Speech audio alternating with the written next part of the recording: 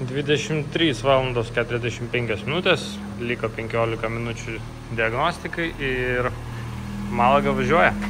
Sutapimas ar ne, žiūrėkit, tai parodysiu. Ant reilės parašyta Rasija, kas čia gali būti gero. Šardžiau ją, pravaliau kontaktus ir automobilis užsivedė. Dabar automobilis dirba ir benzinu, ir dujomis.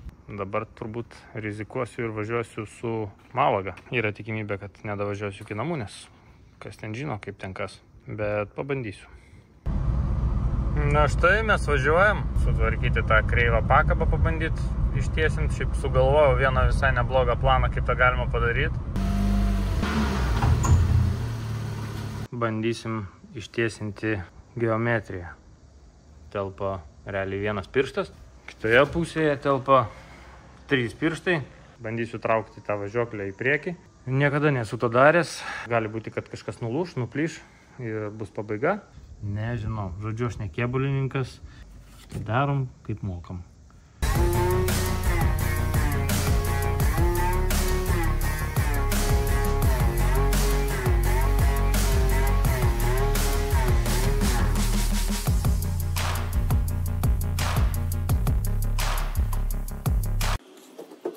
Naudosiu popierių ir markerį, kad užsirašyti matmenis. Ir naudosiu ruletę ir duct tape'ą, dėl to, kad esu vienas ir nieks man čia nepadės. Pasimam truputį duct tape'o. Kabinu kažkur tai čia. Kadangi čia toks mėgėjiškas projektas, manau, galim sau leisti kokio centimetro paklaidą. Ledo čia nebus. Ir pabandom padaryti geriau. Žiūrėjom į priekį. Matuokim, tarkim, iki tolimiausio taško. Iki tolimiausio taško yra 251. Taip ir užsirašom. 251. Bandom dabar kitoje pusėje pasižiūrėti, kiek yra ten. Šitoje pusėje mes turim 247 nepilnus. Reiškia, mums reikia patempti 4 cm į priekį. Važiuojam. Taip, čia turim tvirtinimo kilpą. Jie ir pasinaudosim. Bus gerai. Jeigu matysiu, kad jinai nori kažkur važiuoti, pririšim stipriau. Esame automobilio priekinėje dalyje. Ten yra svirtis, kuri, mano nuomonė, yra tiesi ir jinai nėra sulinkusi. Jinai galbūt net yra nauja, nes matyt, nulūžo senoji. Ir ten aš nematau, kad kažkas galėtų būti sulinkę. Čia yra kitas tvirtinimo taškas šitai pakabai. Jisai tvirtinasi čia prie kėbulo. Tai pirminė mano mintis buvo imti už tos šakės ir traukti, bet kadangi ten nieko blogo aš nematau, o čia gali būti tiesiog šita dalis palinkus į priekį ir viskas paėjo į priekį. Gali būti, kad kai buvo smūgis į ratą, visas ratas su visa pakaba tiesiog patraukė kėbulą į galą. Pradžiai aš pabandysiu patempti va šitą dalį kažkur, šitos kilpos galbūt čia silpnoka, kažką rimtesnio čia pabandysiu užsikabinti ir bandysiu traukti kėbulą ir pažiūrėsiu, ar ratas tada juda. Jeigu kartu su ratu eis ir čia kažkas lenksis, tai tęsiu, jeigu čia niekas nevyks, tada gal bandysiu už tos šakės ir traukti. Nežinau, kaip čia patikrinti geometriją visą, nes visur kažkokie tarpai ir čia tos simetrijos ne per daugiausia. Sunku pasakyti, kur čia išsikreivina. Galbūt pasikėlus ant keltuvo būtų aiškiau. Keltuvo aš neturiu, tai darom kaip mokam.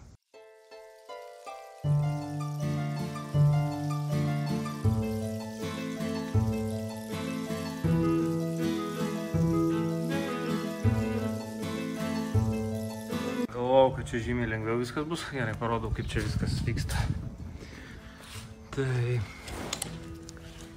šitas lynas, šitas trosas yra prikabintas už pakabos, šitas už tempimo kilpos, o šitas už traverso, kaip čia pavadinti.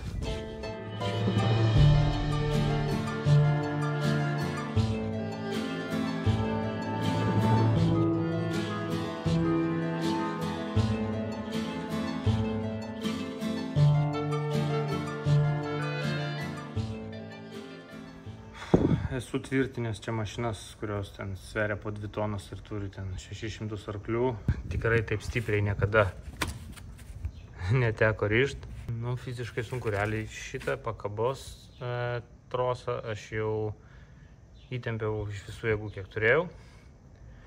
Ir kadangi automobilis čia prikabintas už užpakalio, tai biškai susėda pakaba nuo to tempimo. Žodžiu, mes čia pasiekėme kaip ir neblogą rezultatą. Beveik 2,50. Tai kaip ir gero centimetro mums čia trūksta. Jau 2 pirštai telpa.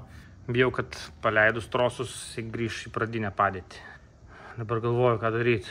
Gal reikėtų pakelt, pabandyti tą mašiną, atpalaiduoti tą pakabą, bet tie trosai jie tempia ne tik į priekį, bet ir žemyn.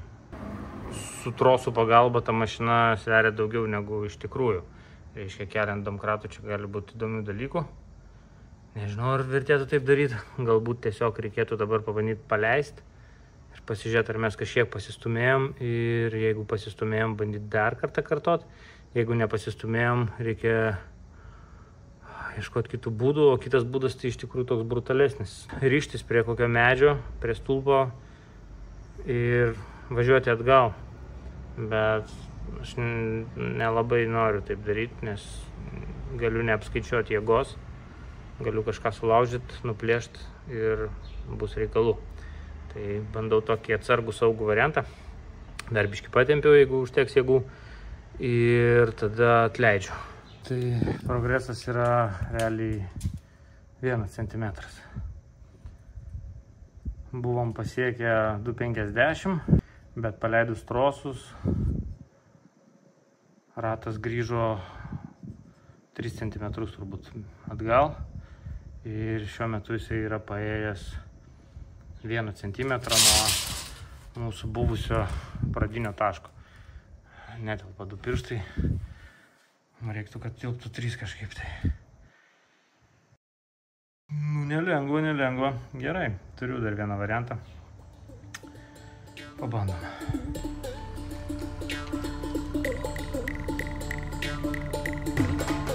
Tai galbūt nėra mano gudriausia idėja, bet pasižiūrėkim, kas iš to gausis.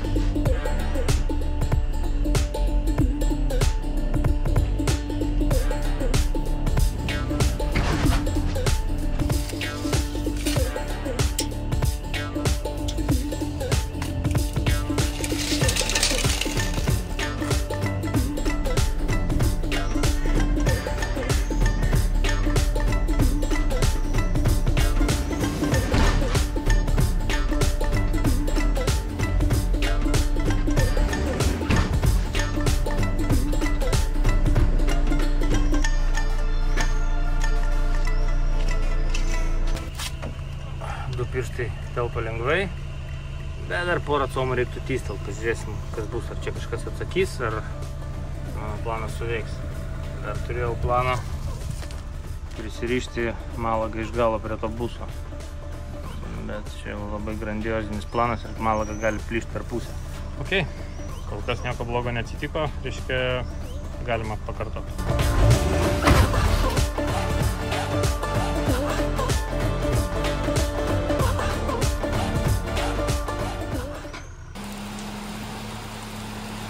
Naujienos tokios, kad nepavyko idealiai ten visko padaryti. 2 niuansai. Tai vienas, kaip matot, prasidėjo škvalas toksai, kuris truputį mums trukdo. Kažkokia tai šlijundra. Čia aš šlijundrą ir šlapdribą sujungiau į vieną vietą. O kitas niuansas, kad malaga vėl neužsiveda ant benzino. Tai truputį tokia motyvacija pakritus. Lauksim, kol malaga užsives arba kol baigsis lietus, bet tai jau bus kitą dieną. Ir pratęsim šitą istoriją. Nu, arba gal parduoti ją jau reikia. Aš ne specialistas, bet nu, yra vat kažkokie signalai. Nelabai tinkamas oras tęsti darbams ir dar tas variklis nebedirba ant benzo. Dabar nelabai noriu eiti aš juos pervaryti, pastatyti jau į parkingą, bet nežinau, kas greičiau baigsis, ar dujos, ar lietus.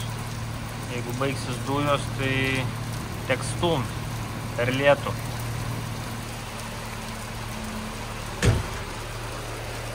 Būtų liukas uždarytas lygtais. Gerai, važiuojam.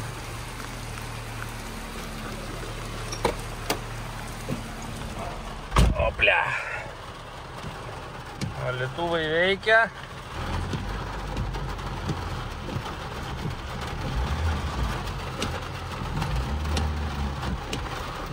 Ai, rušnikas užtrauktas, galvoju, kad čia traukos taip nėra.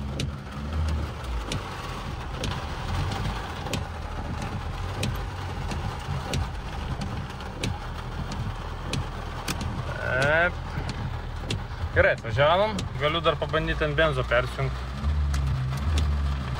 Laiko laisvas apsukas, bet nesigazuoja visai. Ką tai reiškia? Nu, viskas gesta.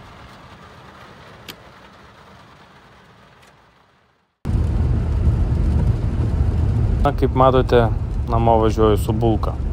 Malaga ant benzino nevažiuoja. Jeigu turite minčių, kodėl taip yra, tai labai lauksiu jūsų komentarų.